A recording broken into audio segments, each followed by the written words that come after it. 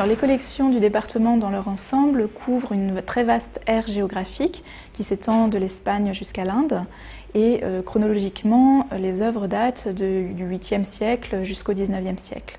Seront donc exposées des œuvres de toutes ces aires géographiques et de toutes ces périodes dans ces nouveaux espaces avec une répartition chronologique en 4 grands temps chronologiques.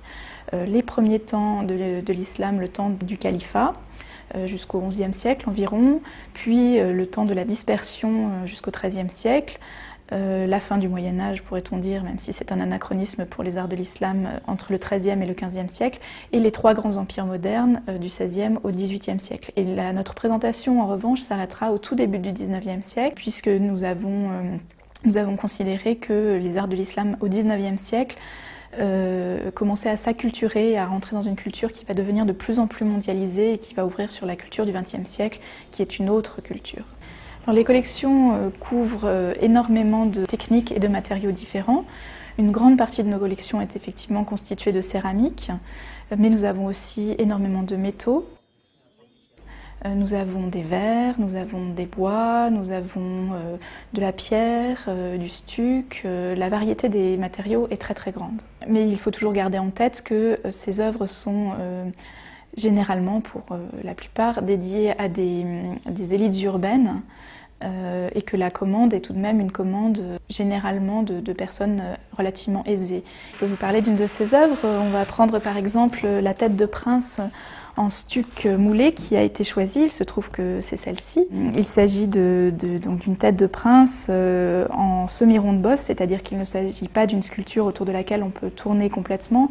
Il ne s'agit pas non plus d'un bas-relief avec très peu de relief. Il s'agit de quelque chose d'intermédiaire qui était probablement plaqué contre les murs d'un palais et qui vient d'un décor architectural de beaucoup plus grande ampleur. Dès le départ, dès la conception du projet, c'est-à-dire dès les premières discussions qui avaient eu lieu avec les conservateurs, avec les responsables scientifiques et avec la direction du musée, il était apparu important d'avoir une proposition faite en direction de publics handicapés. Alors au départ, on n'avait pas véritablement opté pour un type de handicap spécifique. Le musée dispose depuis déjà plus d'une dizaine d'années d'une salle au sein du département des sculptures dans laquelle est proposée une approche tactile, donc destinée aux non-voyants et aux malvoyants. Et dès le départ, on a eu l'idée donc d'une approche de ce type, avec une particularité qu'on a souhaité dès le début, c'est de ne pas avoir un espace dédié, un espace spécifique dans lequel cette exposition tactile serait proposée, mais d'opter dès le départ pour une répartition de ce que l'on va appeler des stations tactiles, elles sont 10 au total, au sein des collections et au sein du département. Le but étant d'avoir des approches qui sont à proximité immédiate des objets eux-mêmes. Et puis, dans notre esprit, c'était permettre aussi peut-être une ouverture plus grande vis-à-vis de ce type de public qui est souvent habitué à être, on va dire, dirigé vers un espace spécifique. C'est très bien quand il existe. On s'est dit que ce serait peut-être mieux de le noyer au milieu du public classique des collections et au milieu des objets eux-mêmes. Très très vite, on s'est dit que ce parcours tactile, si on réussissait vraiment à en faire quelque chose de réellement pédagogique, c'est un parcours qui était accessible aussi, comme il est disposé au sein des espaces, accessible et mis à disposition de tous les publics du musée.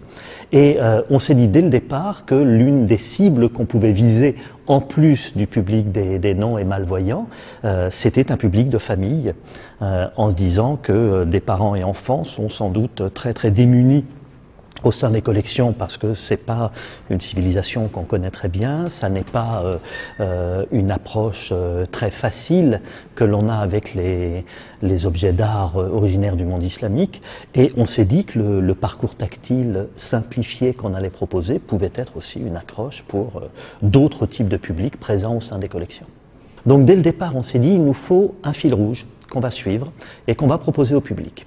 On a beaucoup réfléchi sur quel type d'approche on pouvait avoir et on s'est arrêté sur l'idée de la multiplicité, vraiment la très grande diversité du décor dans les arts de l'islam, en se disant que pour nous l'essentiel était donc de suivre ce fil rouge tout en l'illustrant par des objets qui permettent eux-mêmes de couvrir la plus grande partie de l'aire géographique couverte par les collections du département et pratiquement toute la période chronologique qui caractérise aussi les collections du département.